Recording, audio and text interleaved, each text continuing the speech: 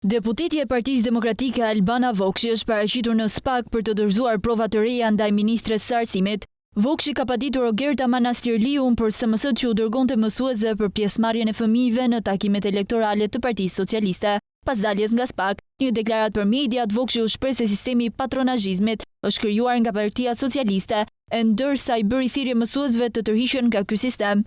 Me portalin vendi.im, pra me këtë sistem patronazhimi, por edhe për në lidhje me keqpërdorimin që i bëhet mësuesve, apo dhe detyrimin që i bëhet mësuesve dhe nxënësve për të marrë pjesë në aktivitetet politike të kryeministrit, në aktivitetet politike të ministres së arsimit Ogerta Manastirliu, apo të kandidatëve të Partisë Socialiste.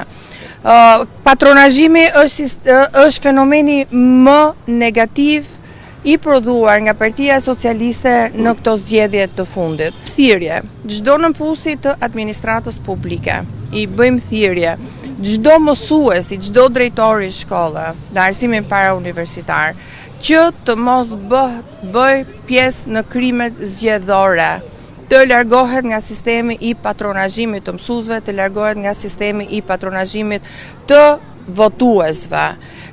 Mësohet se SPAK e kërkoi prova të reja deputetes demokrate Albana Vokshi dhe ajo është paraqitur për t'u përgjigjur kërkesës së prokurorisë së posaçme, duke dorëzuar ditën e sotme prova të reja.